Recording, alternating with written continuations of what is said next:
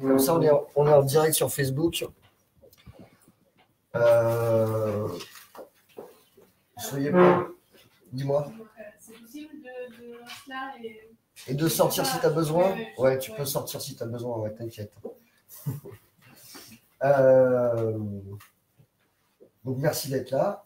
Alors, on est en petit comité aujourd'hui, donc finalement c'est cool parce que c'est peut-être aussi dans l'esprit de ma journée où j'avais vraiment envie de le faire tranquille. J'avais pas envie de me mettre la pression, j'avais déjà même pas envie de le filmer ce soir parce que j'avais envie de laisser poser un peu le truc et d'arrêter de vouloir convaincre. La conférence donc ce soir elle s'appelle La relation. Je, tu, nous et les autres. Ça n'a peut-être pas plu à tout le monde. C'était un petit jeu de mots. C'est marrant parce qu'il y a moins de monde, mais il n'y a que des couples. C'est assez. Hein, c'est ça, vous êtes en couple aussi? Ouais, c'est ça. Donc, vous n'êtes pas en couple? Sur les seins. Pas encore, ouais, j'allais la faire. Ouais. Je connais l'histoire du mec qui emmène une nana à Lisbonne. Non, bon, je te la raconterai après. Donc c'est une conférence où c'est la suite un petit peu de la conférence du mois dernier qui s'appelait Séduction et manipulation. Alors pareil, c'est des jeux de mots.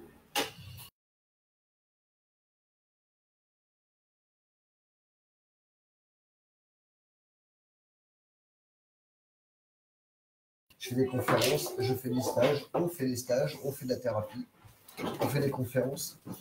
Et on essaye un petit peu de mettre un petit peu des choses à l'endroit. Alors le mode de thérapie que j'utilise, c'est à cheval entre la psychanalyse et les TCC, c'est-à-dire que c'est de la thérapie émotionnelle. Mon travail à moi, ce que j'ai remarqué comme étant quelque chose d'important, et la problématique de l'être humain, c'est de retenir ses émotions, de ne pas être capable de pouvoir les laisser s'exprimer. On parle souvent d'accepter ses émotions, en tout cas de les gérer. Moi, je pense qu'il faut plutôt les accepter, c'est-à-dire leur permettre une existence pour qu'ensuite, après, on puisse savoir comment les utiliser et surtout avec qui. En fonction des gens qu'on va rencontrer, on ne va pas avoir la même émotion. Et souvent, dans nos éducations, on est poussé à avoir envie de jouer un rôle et de vouloir jouer ce rôle-là avec tout le monde. Par exemple, moi, je voulais jouer le rôle du gentil tout le temps. Donc, quand j'avais un gros con en face de moi, je voulais pas être le gentil. Évidemment, ça marche pas. Il faut savoir être un gros con avec les gros cons et être gentil avec les gentils. Ça te parle? Ouais. Ouais, parce que sinon, c'est donc au boulot, tu as des gros cons. Je suis en direct alors, c'est ça? Sinon, au boulot, avec le gros con, on va être gentil. Puis quand on arrive à la maison, l'autre, il t'a rien demandé. Et puis c'est lui qu'on rigole, ou elle. Et c'est souvent comme ça. Parce que l'émotion, on a quand même besoin de se vivre. Donc savoir l'utiliser, savoir l'utiliser, savoir la laisser s'exprimer au bon moment avec la bonne personne et de la bonne façon, c'est quelque chose qui s'apprend. C'est pas quelque chose qu'on nous a appris, c'est pas quelque chose qu'on nous apprend. Quand on était enfant, nos parents ne savaient pas non plus. Donc, par contre, quand on est adulte, on ne peut pas continuer à leur en vouloir et dire oui, mais moi, on ne m'a pas appris. Et à un moment donné, il faut savoir aussi vouloir travailler là-dessus. J'appelle ma thérapie paradoxe émotionnel parce que notre niveau de compréhension est paradoxal. Souvent, on a envie d'un truc et autre chose en même temps. Pour prendre deux grands archétypes, on prend la liberté et la sécurité. Alors, on en veut tous de la liberté, on voudrait pouvoir faire ce qu'on veut. Et en même temps, on veut de la sécurité et on veut pouvoir avoir quelqu'un qui nous sécurise, une relation sécurisante, un CDI, un mariage, des enfants, et que ça dure toute la vie. Et en même temps, paradoxalement, on veut aussi la liberté. Et ce qui va résoudre ce paradoxe, c'est de comprendre que c'est un sentiment de liberté que l'on veut et un sentiment de sécurité. Ce n'est pas quelque chose de physique, c'est quelque chose d'émotionnel. Quand on a réussi à trouver comment on assemble ces deux choses-là, on peut se retrouver en sécurité et en même temps se sentir libre. Ou être libre et se sentir en sécurité. Mais c'est quelque chose qu'il faut comprendre à un autre niveau. C'est quelque chose qui est plutôt dans un sentiment de... c'est une forme de résolution où on comprend quelque chose à un autre niveau. Voilà.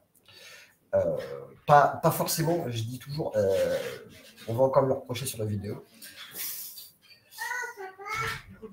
Cette capacité à comprendre les choses à un autre niveau va nous permettre de résoudre certains paradoxes. le paradoxe de gagner de l'argent et faire ce qu'on aime. Il y a plein de choses comme ça. Plutôt que de croire que les choses sont comme elles sont, de regarder comment nous, on pourrait les interpréter d'une autre façon, sans vouloir tordre la réalité. Cette conférence, elle est interactive. Alors, elle prépare un stage qui aura lieu le 10 et 11 novembre. Rappelle-moi, c'est Institut Corps Esprit. Espace Corps Esprit. Espace Corps Esprit, qui est pas loin, là, vers Saint-Roch. Voilà, c'est ça. Avec une très très belle salle où on peut rentrer à 25-30. Donc, je veux que ce week-end soit un week-end sympathique. C'est un week-end sur lequel on a 2 jours pour pouvoir vraiment aller travailler en profondeur notre rapport à nous-mêmes et le rapport aux autres. Alors, sur 2 jours, on a le temps d'aller taper dans des structures, on a le temps d'aller regarder ce qui se passe chez l'autre, de regarder ce qu'il retient, ce qu'il ne veut pas voir, ce qui l'emmerde, pour pouvoir aller le travailler sur 2 jours et qu'à la fin des 2 jours, on ait réussi justement à résoudre ce paradoxe émotionnel et à trouver une forme de solution plutôt que de tourner dans sa boucle avec son même problème. Là, ce soir, sur 1h30, on n'a pas le temps de faire ça, c'est pas le propos, c'est pas le but, mais juste d'aller jouer avec certains petits points et hop, de les bouger, de remettre un petit peu le cadran différemment pour comprendre les choses d'un autre point de vue. Alors, quand je dis d'un autre point de vue, c'est-à-dire que souvent, ce qu'on croit est à un endroit là. Si je vous pose une question, vous allez me répondre à cet endroit-là. Moi, je vais vous donner une réponse qui va être à cet endroit-là. Vous allez me dire, ouais, mais non, mais ça va invalider qui je suis. Si ça invalide qui vous êtes, c'est que c'est pas bon. D'accord? Ce qu'il faut, c'est que ce que je vous raconte et ce que vous pensez doivent s'additionner pour que d'un coup, on puisse regarder de façon plus large. Ce que je vous permets de regarder, je le fais et j'y arrive que quand moi, je me permets moi-même de le regarder. Si ce que vous venez me raconter ne résonne pas chez moi, je ne peux pas vous trouver de réponse. Je ne peux pas interagir avec vous. Donc forcément, il faut que ça me parle. Il faut que ce soit quelque chose qui vive aussi en moi. Et c'est ça tout le but de la thérapie, c'est qu'à chaque fois que vous allez me donner une problématique qui est la vôtre, ça va interagir et ça va jouer sur une problématique donc, chez vous qui va être chez moi. Est-ce que quelqu'un veut commencer? Est-ce que quelqu'un... Vas-y, raconte-moi. Dis-moi quelque chose. Si tu parles un petit peu plus fort, juste pour qu'on entende les questions. Tu disais dans chacun de nous, il y a des paradoxes. Par exemple, on veut quelque chose et à la fois, on veut son inverse. Par exemple, donc je pourrais raconter un de mes paradoxes. Ouais, vas-y. Ouais. Je veux faire partie d'une famille et je fais partie d'une famille, mais des fois j'ai l'impression que je ne fais pas partie d'une famille. Et ça, c'est tout mon paradoxe. Par exemple, je peux parler de ça. Alors, attends. D'une famille. C'est marrant, d'une famille et pas de ta famille. Oui. Hein, vas-y. Parce que ça, c'est une famille, quoi. On est sur de la famille d'âme. On est sur quoi? Par exemple, dans mon cas personnel, j'ai des enfants autour de moi, j'ai un homme autour de moi, mais le fait que, par exemple, ce ne soit pas des enfants issus de mon ventre, du coup, j'ai mis du temps Merci. à dire que c'était ma famille, parce qu'en fait, ça venait pas d'un schéma qui est classique. Donc, T'as eu du mal à les engueuler? Non, j'ai eu du mal à les engueuler, oui, peut-être au tout début, ouais. Puis après, ça a été trop, puis après, ça s'est rééquilibré. Là, ça se rééquilibre. Ouais. Là, ça s'équilibre. Mais ça a mis du temps. Alors, c'est bien, parce que là, tu vois, on est en miroir complet, parce que moi, j'ai les 2 petits toute la semaine, et c'est super compliqué avec eux, parce que ce ne sont pas les miens, ce sont les enfants de Virginie. Et donc, c'est très difficile, de la même façon, de leur donner une éducation qui va être différente de celle du père. On a en plus 2 modes de vie, je ne dirais presque contradictoires pour eux, donc paradoxaux, et réussir à accepter qu'ils aient un mode de fonctionnement chez leur père qui soit différent du mode de fonctionnement chez nous, d'être capable de pouvoir les assembler, d'être capable d'accepter qu'ils aient un mode de fonctionnement qui soit différent, et d'accepter qu'il y a un moment dans lequel ils vont se réhabituer tout doucement à être chez nous avec un autre mode de fonctionnement. C'est très compliqué. Ça demande en tout cas pour moi, pour nous, ça nous a demandé à accepter d'avoir beaucoup de colère au moment où ça nous emmerde, puis ensuite après de savoir la calmer rapidement. C'est dans cette acceptation de l'émotion, je te dirais, aujourd'hui, on n'a pas encore résolu complètement ce problème-là, je ne sais pas encore le regarder correctement, parce que ça a tendance, toute cette semaine, ça a tendance à nous hériter beaucoup, beaucoup de poils. Vraiment. Mais accepter que ça nous hérite le poil aussi, ça peut être sympa. Tu vois, d'accepter qu'à un moment où, bon, voilà, c'est gonflant, non pas genre j'en veux plus, tu vois, ou j'en veux pas, ou ça m'énerve, mais plus regarder comment ça peut nous faire travailler. Tu vois, chez toi, ça pourrait être. C'est marrant, c'est tellement proche, ça fait mal là. Alors attends. Parce que c'est. Finalement, je vais le faire de façon beaucoup plus générale, comme ça on va pouvoir tous s'inclure dedans. Les enfants sont des grands maîtres, c'est-à-dire que, comme tout à l'heure on disait avec les enfants autistes et en déficience mentale, ils vont être assez bouts de décoffrage. Ils nous balancent nos vérités de façon frontale et tout à fait justement. Enfin, ça les dérange pas de nous les balancer à la gueule. L'accepter comme étant leur vérité, accepter comme étant aussi une part, surtout si ça nous touche, hein, accepter que ça nous touche et qu'on a quelque chose à regarder avec ça, pas forcément à le changer, mais accepter de regarder la culpabilité qu'on porte, nous, de pas bien les élever ou d'avoir l'impression de ne pas être la bonne personne ou si j'étais pas là, ça serait mieux, quelque chose comme ça. Tu vois, d'accepter de regarder cette culpabilité-là. Déjà, c'est déjà un premier travail, si tu la regardes. Et je t'assure que c'est pas facile. Mais la relation avec les enfants est une relation qui est compliquée. Hein. C'est vraiment très très difficile, les enfants des autres. Dans beaucoup de relations de couples qui se sont mariés, les enfants trinquent énormément, déjà avec leurs propres parents qui sont séparés parce qu'ils sont pris en otage. Et en plus, le beau-parent, souvent, a tendance à, pour ce que j'en ai vu, à se comporter comme un tortionnaire avec les enfants de l'autre. C'est assez. C'est une espèce de double condamnation pour l'enfant. Qui, lui, finalement, il a une chance extraordinaire d'avoir 4 parents autour de lui, où il pourrait avoir 4 fois plus d'attention. Et finalement, ça se réduit énormément parce que justement, on n'est pas capable de gérer nos propres. De gérer. De regarder nos propres frustrations. Merci. Toi, tu as envie de dire un truc, mais tu ne sais pas comment le faire. Non, je sais pas, je me trouvais pas mal dans l'idée de la sécurité et de la liberté. Ouais, ça te parlait. Ça te parlait comment, toi? Je suis plutôt quelqu'un qui est dans le contrôle des choses, j'aime bien contrôler, et à la fois, j'aimerais des fois que les choses me dépassent un peu. Et tu te laisses dépasser comment? Je me laisse pas trop dépasser, je pense, mais c'est plutôt les émotions qui me dépassent, en fait. T'as un exemple comme ça. Quand tu dis ça, t'as l'exemple auquel tu penses là? Non, je n'ai pas d'exemple vraiment. Mais, non. Au quotidien, les émotions te dépassent, c'est-à-dire qu'elles sont trop virulentes. Ouais. C'est très profond. On est très hystérique de manière. Ça te fait peur, ça, quand ça te dépasse? Bah oui, parce que je suis dans le contrôle de tout. Et en même temps, tu as envie que ça te dépasse. Bah oui. C'est pour ça que c'est compliqué. Donc dès que ça te dépasse, tu fuis. Ouais, un peu. Ouais, c'est ça. Ouais. Tu mets 2 heures à répondre à un texto, quoi. Ouais, pas forcément. Ouais, si. Sur certaines choses, ouais. Je vais procrastiner sur des trucs, ouais. Procrastiner, vas-y, là t'as l'exemple, ça y est. Non, mais. Si, celui-là, il est bien. Hein.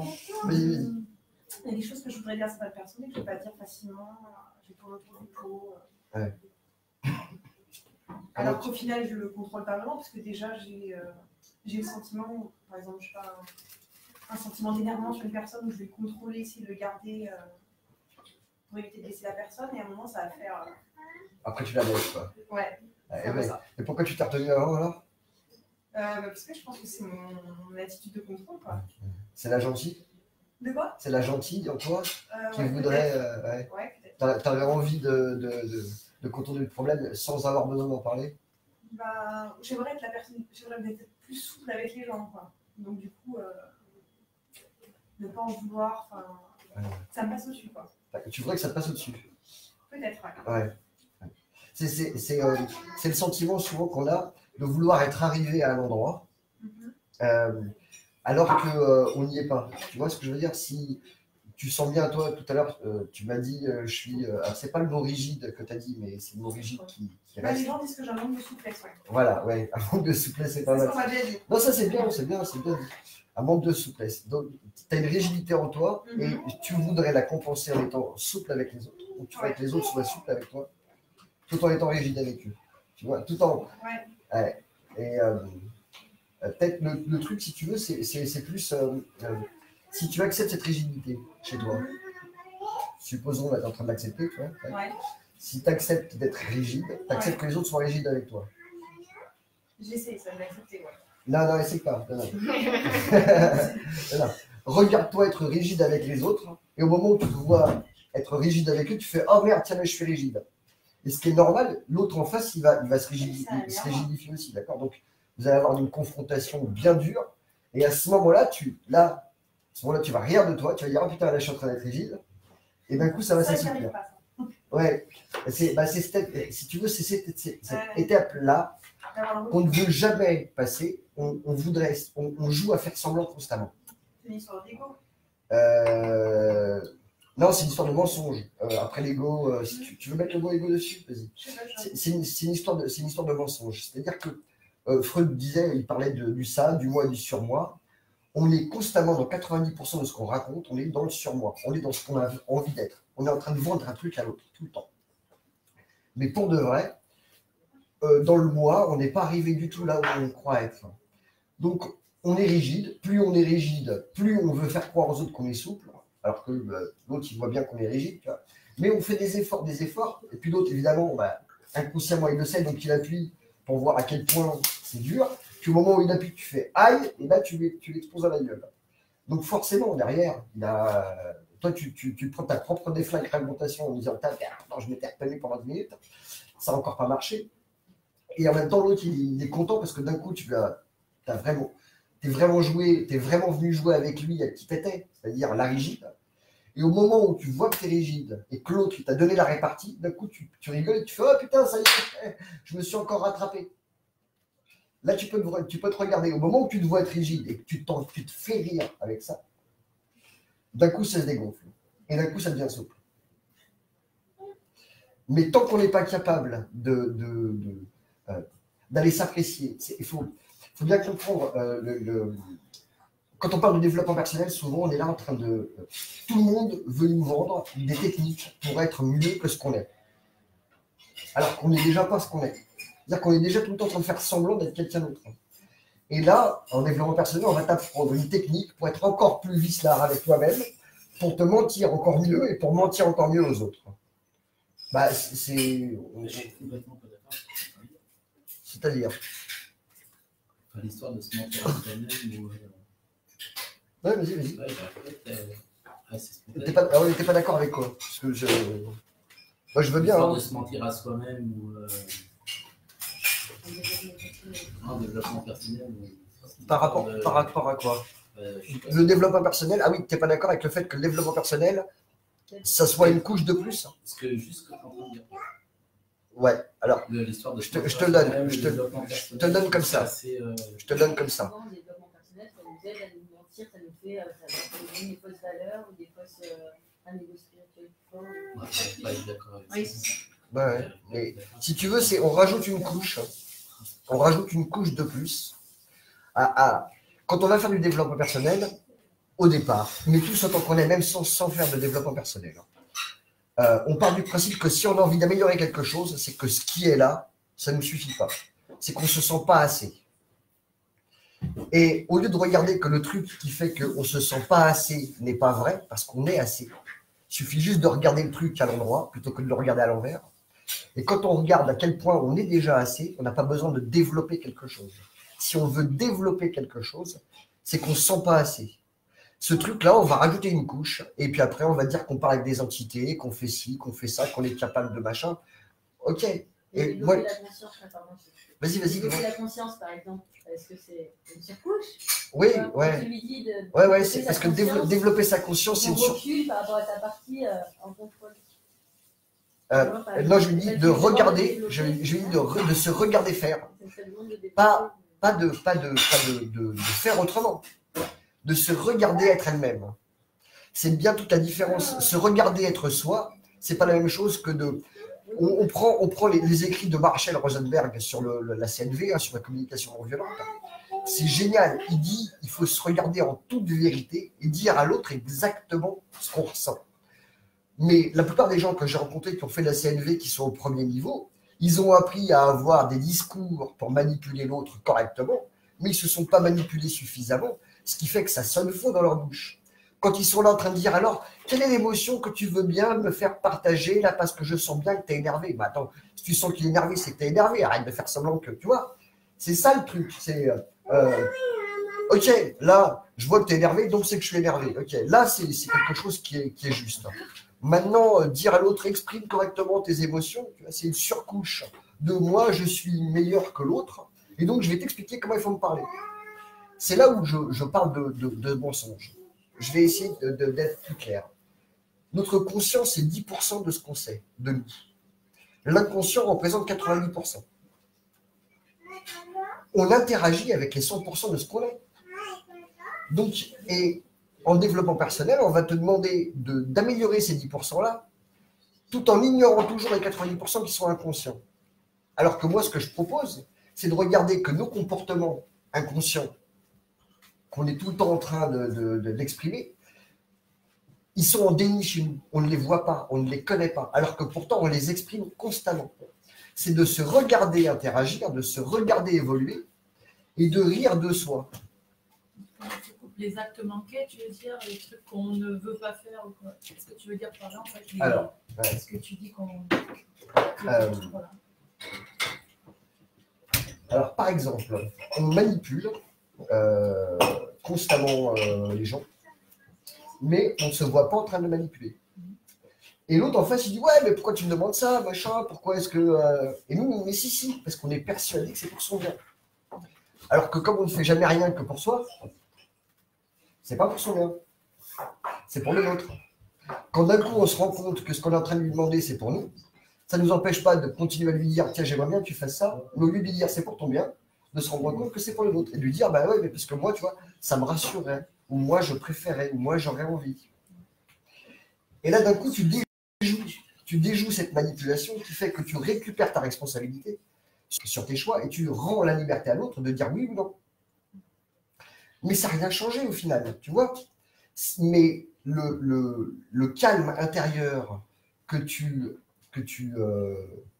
récupères en comprenant que c'est toi qui gère ce truc-là, ce calme intérieur-là, il déjoue complètement le fait de savoir que c'est pour toi. Ça le déjoue complètement. Dis-moi. Tu parlais de CNV tout à l'heure et de le manque de justesse justement et d'authenticité à faire l'exercice de la CNV. C'est quelque chose qui sonne faux en fait. Ça arrive au début, ouais. Ouais. Et derrière l'attention de l'empathie, c'est peut-être quelque chose qu'il faut qu'il se travaille en fait. Enfin, bien sûr. Soit quand tu dis espèce de manipulation, de mensonge, c'est quelque chose qui n'est pas inné en fait chez nous et si on ne travaille pas. Comme on ne travaille pas, je sais pas. Ah mais il faut le bosser. Non mais faut le bosser si tu veux, faut le bosser. Après, pour moi c'était un exemple comme tant d'autres. Quand tu parlais par exemple de développement personnel, de mensonge et de manipulation, tu as dit des mots en fait. Alors j'ai pas tout mis dans la même phrase. Non mais c'est des mots en fait qui sont violents, tu vois. Ouais. Le mot manipuler. Ouais. Il y a quelque chose d'assez violent et méchant derrière. Pas forcément, pas pour moi, mais après, si pour toi c'est méchant, ouais, je parle pour moi. Mais pas pour moi, parce que moi le mot manipuler, si tu veux, je sais qu'on manipule tout le monde, tout et tout le monde. On est toujours en train de manipuler tout, d'accord. La conférence du mois dernier s'appelait séduction et manipulation. Dans la séduction, c'est la manipulation, hein, sauf qu'elle est positive parce que on est d'accord. Dans la vie, c'est pas forcément que de la séduction. Si. Toutes les interactions qu'on a avec tout le monde sont des interactions de séduction. Chaque rencontre est une interaction de séduction avec ton patron, avec les gens que tu croises dans la rue, ceux à qui tu dis bonjour. C'est toujours de la séduction. À partir du moment où tu veux communiquer À partir du moment où tu veux communiquer avec quelqu'un, c'est une relation de séduction. Tu ne communiques pas avec quelqu'un avec qui tu n'as pas envie de communiquer. Donc à partir du moment où tu veux communiquer avec quelqu'un, c'est une relation de séduction, que ce soit un homme, une femme, ton employeur. Il y a un échange d'énergie. Hein. Un échange, Il y a un échange d'énergie constamment. Il y a quelque chose qui C'est ça la t'attire. séduction. C'est plaît ou c'est un échange d'énergie? Parce que là, dans la Oh, c'est de la séduction, sémantique. Là. Après, on peut utiliser plein de mots dans le dictionnaire, il y en a plein. Après, l'intention derrière, le fait que toi, tu le contactes de façon agressive ou forte, c'est possible. J'ai utilisé ce mot-là exactement pour ça. C'est-à-dire que je l'ai utilisé justement pour qu'il y ait un impact dans ce qu'elle dit. Les mots sont porteurs d'émotions. Quand tu prends l'émotion, bah, elle va te traverser, elle va te travailler, elle va te demander de ressentir quelque chose. Si c'est violent, c'est cool. Il n'y a pas de problème avec ça. J'ai pas de problème avec ça en tout cas. Ça mériterait un autre débat, c'est pas le débat du jour, apparemment. Non, mais enfin. Et la séduction. Mais c'est chouette. Enfin, c'était la conférence du mois dernier qui est en ligne, hein, si tu veux. Mais pour être plus clair, moi, ce que j'appelle manipulation, si tu veux, c'est être conscient de sa manipulation. Tout à l'heure, on parlait de la CNV. On a l'impression que je leur tape dessus, les pauvres. Ils font ça très, très bien en plus. C'est pas le problème. Pour te donner un titre d'exemple, j'avais une patiente à qui j'avais filé à l'époque les 4 accords Toltec. Elle les a lus, elle m'a dit c'est merveilleux, c'est génial. La semaine d'après, quand elle revient, elle me dit tu te rends pas compte, ma mère, elle a pas respecté le 3. Genre, mais pourquoi c'est elle qui l'a lu le bouquin ou quoi? Enfin, en lui disant qu'elle n'a pas respecté le 3, tu n'as pas respecté le 1, le 2, le 3 et le 4. Bon. Et encore que le 4. Elle a fait ce qu'elle pouvait de mieux. C'est pour expliquer que quand nous, on est conscient de quelque chose, c'est nous qui avons la responsabilité de le poser ou de l'imposer. On ne peut pas demander à l'autre d'avoir compris un truc qu'on a lu nous ou qu'on a compris. Je ne vois pas le rapport avec la séduction. Alors, si je peux me permettre une petite interruption, une intervention par la même occasion, il y a peut-être une différence de connotation. Donc, quand tu dis par exemple que le terme est violent pour toi, lui, il entend la neutraliser. C'est pour ça que je pose la question. Voire même, il le voit d'un point de vue positif. Donc, éventuellement, étant donné que soit après, il prend le temps de reprendre les termes, soit après, éventuellement, je t'invite à avoir votre conférence, parce que, comme là, il l'a fait, je me doute ce soir, à chaque fois, il pose qu'est-ce qu'il entend, lui, il parle en tant que lui. Après, bien sûr, ça nous impacte. Mais ça nous impacte tous parce que tous, on n'a pas la même connotation. Si je fais bien un arbre, tu vas avoir un boulot ou un chêne, etc. Qu'est-ce que c'était ta question? Je disais, je n'arrive pas à voir le rapport en fait, entre ce que tu étais en train de raconter et le côté manipulation et séduction. Parce que dans une relation, tout ce qui est relation, demander à un moment donné de rentrer en relation avec l'autre. Donc, soit on va le séduire pour obtenir quelque chose, soit on va le manipuler pour obtenir ou ne pas obtenir quelque chose.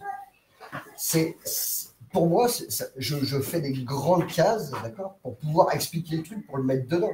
Alors évidemment, après, on peut disséquer le truc et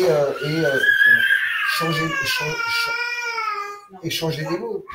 On peut affiner au mieux, au plus ce qu'on a envie, mais je ne peux affiner qu'avec telle ou telle personne, sur tel ou tel cas précis. Maintenant, voilà, être précis, moi, dans ce que je raconte de façon générale, non, je ne peux pas. Après, si tu veux proposer quelque chose qui pourrait parler à tout le monde, pour nous, il n'y a pas de bien et de mal. En tout cas, pas dans les termes dont tu les entends. C'est là où est le paradoxe. Le bien et le mal sont nécessaires. On a chacun en nous quelque chose de positif et de négatif, par exemple, pour utiliser d'autres termes. D'accord? Et on se situe au milieu, chez chacun d'entre nous. On se situe au milieu.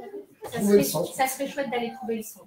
Mais on a tous un côté très positif et un côté très négatif, et après tu peux mettre tous les mots qui sont dessus. Donc dans la manipulation, si tu veux, pour nous, il n'y a pas de connotation négative dans ce terme-là.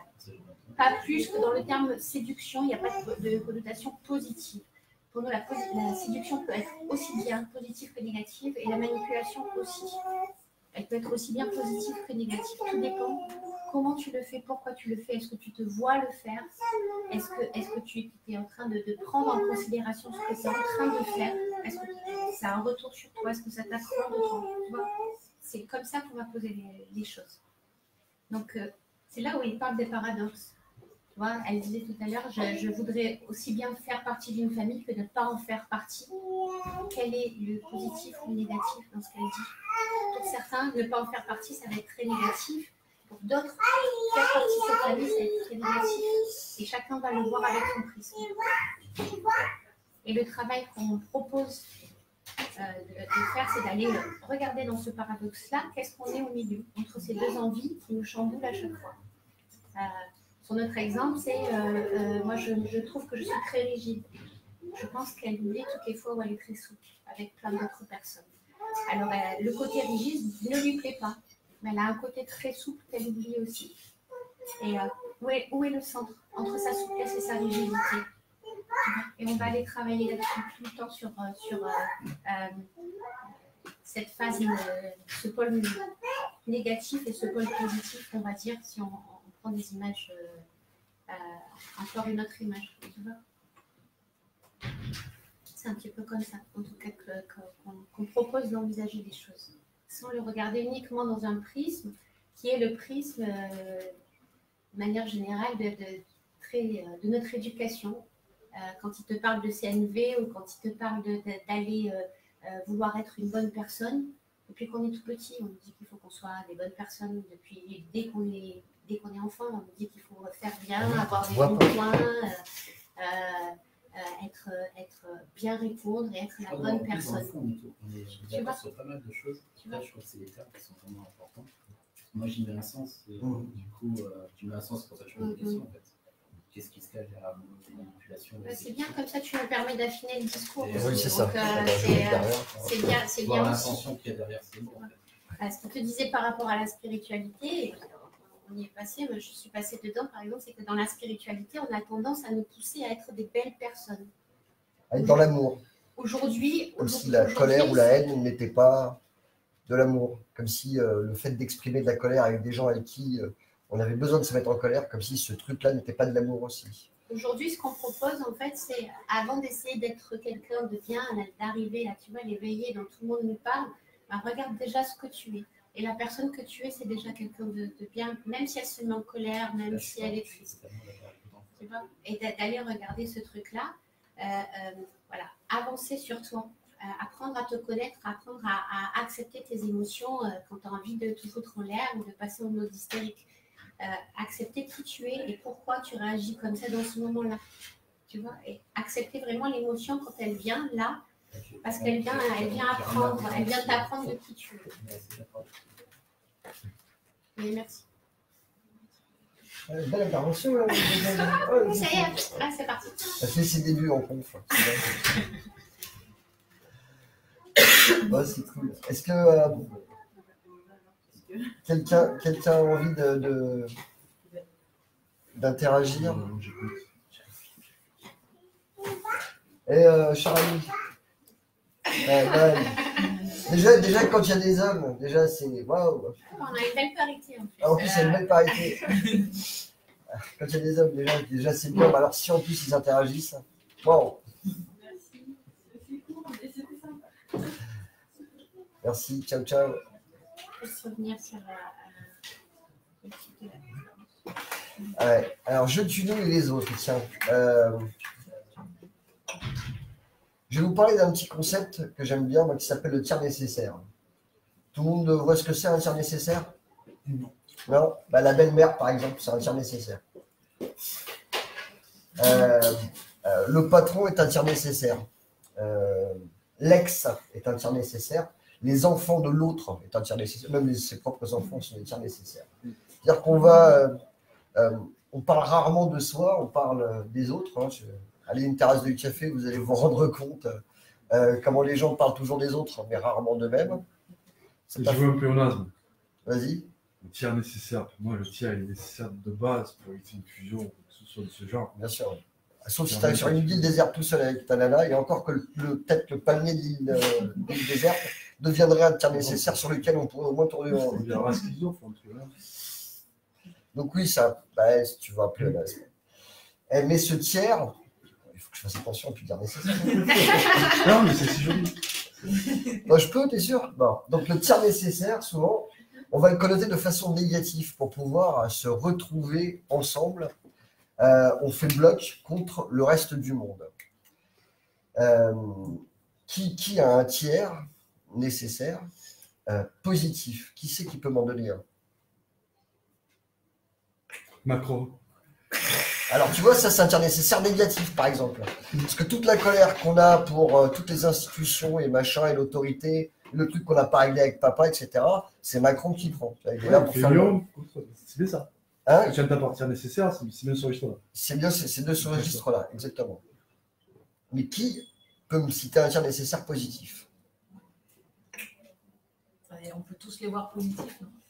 Alors, on pourrait, mais On peut tous les voir et positifs et négatifs. positif et négatif. Mais la plupart du temps, Mais ce plupart qu'on du va temps, on dire négatif. du tiers, ce qu'on va dire du tiers nécessaire, ce qu'on va leur dire, Ouais. souvent c'est pas forcément positif, d'accord? Si tu veux, ta belle-mère, par exemple, c'est assez rare que tu la trouves super sympa. Pas forcément celle-là, mais celle d'avant, par exemple, tu vois. Si tu la trouves sympa, tu diras rien. Enfin bon, on va pas en parler aujourd'hui, apparemment. Bon. C'est tout. Le fait de voir à quel point on est en train de proposer, de regarder le monde comme étant quelque chose d'hostile pour pouvoir se retrouver entre nous, ça va créer quelque chose qui va faire que le couple va s'effondrer sur lui-même à un moment ou à un autre. Parce que, pour de vrai, c'était la conversation tout à l'heure avec le monsieur, pour de vrai, on est des êtres de désir, on est des êtres désirants, donc on a besoin d'aller vers l'extérieur aussi. On a besoin de trouver l'extérieur rassurant pour pouvoir y aller, pour pouvoir agrandir son terrain de chasse, agrandir son jardin. On a besoin de se sentir en sécurité dans différents domaines. C'est ce qui va permettre les augmentations, les promotions dans l'entreprise. C'est ce qui va permettre d'avoir plein d'amis, etc., etc. Mais si, quand le mec qui ramène ses potes à la maison, il y en a un qui dit « Ouais, j'aime pas tes potes, si tu veux », à un moment donné, on va leur couper la tête les uns après les autres, et puis après, à un moment donné, il n'y a plus personne. Ah, ça t'est arrivé, ça. Oh, c'est comme ça. Si on regarde à quel point on est en train de décapiter tout ce qui est à l'extérieur. C'est marrant ce que tu dis là. J'ai un très bon ami, quand son meilleur ami s'est marié, sa femme, elle a viré, elle a dit si viens, cet ami-là, je ne viens pas, je me marie pas avec toi. Et cet homme-là est mort très jeune, ça a été dans la tête. Je ne sais pas s'il y a une relation de cause à effet. Ah ouais, non, mais c'est bizarre. Ouais, je trouve ça étrange. Parce que elle avait effectivement coupé la tête pour tous les amis jusqu'à dire il ne vient pas à mon mariage. Alors, c'est souvent dû justement à une peur de l'extérieur. Les femmes ont cette peur. Alors, je parle en général, hein, c'est pas en particulier, d'accord? Il y en a plein aussi qui n'ont pas peur. Mais en général, quand même, c'est quelque chose qui est assez féminin, plus que pour les femmes, mais assez féminin, cette peur de l'extérieur. Et le mec, lui, il veut absolument, plus il a de potes, plus il a de trucs à faire, plus il y a d'endroits à visiter, plus il y a de trucs à expérimenter, plus il a envie. Et donc, c'est une espèce de duel entre l'homme et la femme, entre le masculin et le féminin, d'ailleurs, plutôt dans la relation. C'est une espèce de duel où personne ne doit gagner, parce que sinon, soit on n'est que dehors, soit on n'est que dedans. Donc, c'est un équilibre à trouver. Mais pour pouvoir trouver cet équilibre-là et que chacun puisse se sentir en sécurité à l'extérieur et à l'intérieur, il faut que les deux puissent cohabiter ensemble. Et dans cette espèce de guerre, les deux pensent avoir raison. Non, c'est à la maison que c'est en sécurité, arrête de ramener tes potes. Ici, c'est en sécurité. Quand tu as fini le boulot, tu rentres à la maison. Tu vas pas faire autre chose. Et le mec dit bah non, viens, on sort, on va faire des trucs, on part en week-end, on fait le machin. Et là, oh là là, ouais, mais moi, j'ai besoin d'être chez moi, d'être tranquille. Donc les deux sont à ajuster pour que l'intérieur et l'extérieur puissent cohabiter. Et pour que l'intérieur et l'extérieur puissent cohabiter, c'était mon début, il faut que ce tiers nécessaire puisse être positif. C'est-à-dire qu'il faut arrêter d'avoir peur de la vie. Faut arrêter d'avoir peur du nouveau. Faut arrêter d'avoir peur de sortir de sa zone de confort. Le mec a toujours envie d'être dehors, c'est sa zone de confort à lui. Hein. Faut pas croire que lui, il aime se mettre en danger parce qu'il aime sortir de sa zone de confort. Hein. Parfois, c'est aussi une zone de confort d'être tout le temps en train de faire des trucs différents, d'être tout le temps occupé pour pas ressentir la peur de la mort. Ça peut être ça aussi. Hein.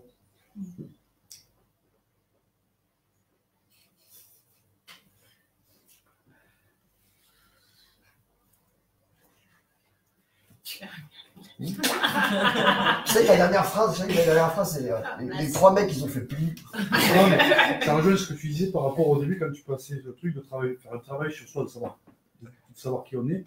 Et quand tu parles d'intérieur et d'extérieur, moi je vois un mouvement dedans. Et que pour pouvoir aller quelque part, il faut partir d'un endroit. Et que cet endroit, s'il n'est pas correctement construit, ou bref, correctement, c'est un grand mot, c'est qu'ils sont suffisamment rassurants pour pouvoir s'en éloigner et revenir faire des mouvements de va-et-vient. Cette porosité, c'est ça la relation. C'est ça. C'est cet espace-là entre les deux qui va faire que ça marche. Mais il faut déjà être suffisamment bien ancré chez soi, pour moi, je pense, pour pouvoir faire cette démarche-là. Alors oui, mais alors si tu n'es pas ancré, qu'est-ce qui se passe? Tu rentres non, tu cherches. Mais je pense que chacun va faire son chemin, tu vois. Moi, je vois plutôt une notion de trajectoire, que c'est pas un but que tu atteins et puis ça y est. Ouais. Ça se construit jusqu'au bout parce qu'au fur et à mesure que tu te déplaces dans ta vie, tes représentations le changent en fonction de tes expériences, ton prisme, il bouge. Et que c'est en fonction de ce prisme-là, à un moment bien précis, qui va te dire, ah, j'en suis là, il y a encore du chemin, tant mieux, ça s'arrête pas, quoi. Ouais. C'est croire qu'il y a un but à atteindre, c'est une erreur. Il n'y a pas de but à atteindre. Il y a un but qu'on peut se fixer pour dire j'ai envie d'aller par là. C'est la trajectoire. C'est la trajectoire, c'est ça. Je me fixe un but pour me dire c'est par là que j'ai envie d'aller. Maintenant, croire qu'un jour on va l'atteindre, c'est une erreur. Hein. Ça se fait sur le gâteau. Non, mais et si tu l'atteins, de toute façon. Tu vas manger le gâteau, quoi. Non, mais t'en as encore un autre, hein, de toute façon. Tu auras toujours faim, tous les jours, tu auras faim. Hein. Même voire 3 fois par jour s'il faut. Donc, on n'atteint jamais réellement. Les objectifs, ils se redéfinissent chaque fois en fonction du cliché que tu prends au moment où je disais. Le but se transforme en objectif qui permet d'atteindre notre but.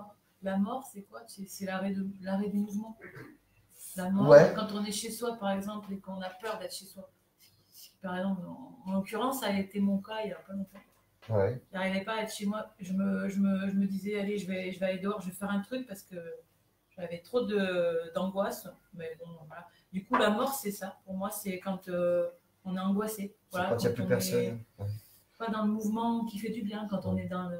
Et c'est parce qu'il y avait chez toi, il y avait une peur de passer à côté de quelque chose.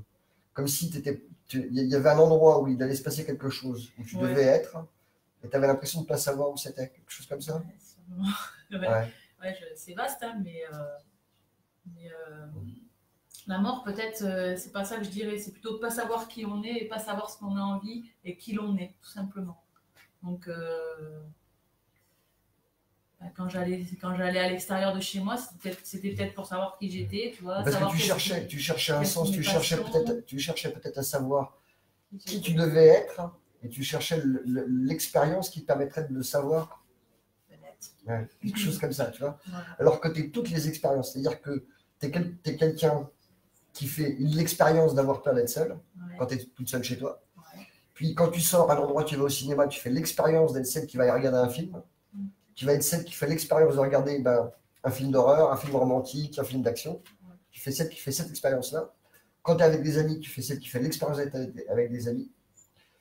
Et de passer un bon moment et que ce soit rigolo. Quand tu es à la maison avec ton mari, tu fais l'expérience d'être la femme qui est en train d'interagir avec son mari. Mais tout ça, c'est toujours toi. Et c'est pas parce que tu vas en trouver une et c'est celle-là où tu vas te sentir bien que tu n'es plus les autres. C'est ça que j'ai du mal à accepter. C'est ça. Les choses désagréables ne sont pas à rejeter totalement. Tu ne peux pas les rejeter. De toute façon, si tu les rejettes, elles vont se représenter autant de fois qu'elles auront besoin pour que tu les acceptes. C'est exactement ça. Et ça se reproduit tant que tu surfes pas dessus ou que tu. Les accepter, ça ne va pas dire t'en satisfaire. Tu peux les entendre, les prendre, les métaboliser et après en faire quelque chose. Et si possible, c'est de tourner d'un côté positif, que cette expérience négative, elle puisse te porter sur quelque chose après. Et quand tu surfes là-dessus, ça te tire vraiment. Si ça me fait rien, tu rejettes. C'est ça. Alors là, le truc, là parce que toi, tu es un mec, on sent le. Chez toi, quand tu le donnes, on le sent bien, tu connais l'étape de c'est négatif, là, ça me fait mal, ça me fait chier, mais je sais qu'il y aura quelque chose de positif qui va en sortir. Ça, c'est cool. Mais là, on va avoir en face quelque chose qui est dans le temps, où je veux arrêter la douleur, donc je veux tout de suite pouvoir transformer. D'accord? C'est ça, le truc, c'est elle veut tout de suite te transformer. En voulant tout de suite te transformer, elle s'empêche d'intégrer réellement, d'une part, d'intégrer totalement l'expérience qui est douloureuse, donc avec l'information qu'il y a dans cette douleur-là. Et l'envie de le changer tout de suite va faire qu'il y a énormément d'énergie qui est dépensée pour faire semblant. Et ça ressemble à un truc genre burn-out, un truc comme ça, tu vois. Qui arrive où il y a une journée où, pouf, le pyjama, il n'y a plus rien, tu n'as plus envie de rien. Parce que le temps d'intégration du truc n'est pas entendu. Toutes ces choses, ça prend du temps. Ouais, c'est pas vraiment de la patience. Je dirais plutôt que et la patience. C'est la patience, ça voudrait dire qu'il y a un moment où ça va se résoudre. Alors que c'est pas un moment où ça va se résoudre, c'est que c'est en train de se résoudre au moment où je suis en train de l'accepter. Tu vois, c'est progressif, c'est tout le temps. Et je sais que moi, par exemple, tous les 3-4 jours, j'ai une journée où j'ai envie de rien. C'est une journée où il ne se passera rien pour moi. Je me lève le matin, je sais que je me suis levé du pied gauche. Et jusqu'au le matin, dès que je me rends compte que c'est ma journée qui a pourri, tu vois, j'attends qu'une chose, c'est qu'il fasse nuit pour que j'aille me recoucher, parce que demain, je sais que ça va aller. Ouais. Mais cette journée-là, j'essaye pas de la changer. Je regarde l'émotion qu'elle suscite. Il y a autant d'informations dans cette journée-là qu'il y a d'informations dans les journées qui sont bonnes. Il y a plein de trucs qui me permettent de me remettre en question. Alors, c'est pas une journée où je vais avoir envie de parler avec des gens, mais c'est génial d'avoir une journée où j'ai envie d'être qu'avec moi, tu sais, où j'ai envie de voir personne, où j'ai même pas envie de lui parler. C'est plus agréable de le voir comme ça. Mais je sais que c'est cette journée-là. Et je sais que le lendemain, ça ira mieux. Mais parce que j'ai accepté que ça, il y a quelques années, j'ai accepté que ça dure 3 jours. J'ai même accepté à un moment donné que ça dure 3 semaines. Et c'était 3 semaines de down. Et puis d'un coup, wow, je me réveillais, wow, j'avais plein d'énergie pendant 3 jours. Bam, bam, bam, bam, bam, et hop, je repartais pour 3 semaines de down. Puis à un moment donné, ça s'est inversé parce que j'ai accepté que dans ces moments-là, qui étaient des moments qui étaient difficiles émotionnellement, j'avais des informations à récupérer. Il y avait dans le moment présent, il y avait des choses, il y avait des informations sur toi, en fait. Ouais, sur moi, bien sûr. Il y avait de l'émotion. L'information, c'était de l'émotion. L'émotion, là, je me sens pas assez. Bah, ok, je me sens pas assez. Après, il faut faire les choix peut-être qui imposent. Pour changer. Les moments positifs. Alors oui, c'est les choix. Alors, ils vont s'imposer d'eux-mêmes quand tu auras récupéré le niveau d'énergie. Si tu veux les faire, c'est exactement ça. Si tu veux les faire pour changer d'énergie, tu vas te contraindre. C'est-à-dire que tu vas mettre énormément d'énergie alors que tu n'en as déjà plus. C'est comme si tu me disais, je suis en réserve, la prochaine station, il y en a une à 15 km, il y en a une à 50, vas-y, viens, on se tente celle à 50 pour voir, tu vois. C'est un peu ça. On a peur de la mort, parce que tu as peur de ne plus avoir de temps pour faire tes choix. En fait, tu as peur de mourir, finalement. Alors que tu es déjà en train de faire le choix. Tu vois, le truc, c'est que tu ne peux pas passer à côté. Tu es déjà en train de faire le choix. Même quand tu fais la gueule ou tu n'es pas bien, machin, il y a un truc chez toi qui est déjà en train de faire le choix de faire la gueule parce que tu as un truc à comprendre avec ça. Alors, ça te dépasse, si tu veux, c'est pas avec ton conscient. Ton conscient, lui, il voudrait que tu ailles bien, que tu sois heureuse, riche, belle, en bonne santé, j'en passe des meilleurs. Mais les 90% que tu ne connais pas de toi, eux, ils ont aussi fait le choix que là, pendant un moment, il va falloir que tu le fasses dans la tristesse ou dans la douleur, parce qu'à ce moment-là, c'est la seule façon que ces 100% de toi ont quelque chose à comprendre. La peur de la mort, c'est la peur du changement. Quand tu as peur de mourir, tu as peur de changer. Si tu meurs, tu ne seras plus la personne que tu es maintenant. D'accord ? On a tendance à croire que quand on va mourir, on a tendance à croire que quand on va mourir, toi, la personne que tu es, elle va disparaître. Alors que finalement, tous les jours, on meurt un petit peu à quelque chose quand on apprend à se connaître. Tu meurs à une partie de toi où tu te sentais persuadé que tu étais une personne comme ça. Tu peux avoir une révélation et tu vas te dire, ah ben non, finalement, c'est pas ça que je suis. Abandonner cette partie-là, c'est un petit peu mourir à l'identité que tu t'es construite avant. Mais toi, tu meurs pas. Tu vois, on a peur de changer d'identité, de sortir. La peur de la mort, c'est la peur de sortir de ta zone de confort.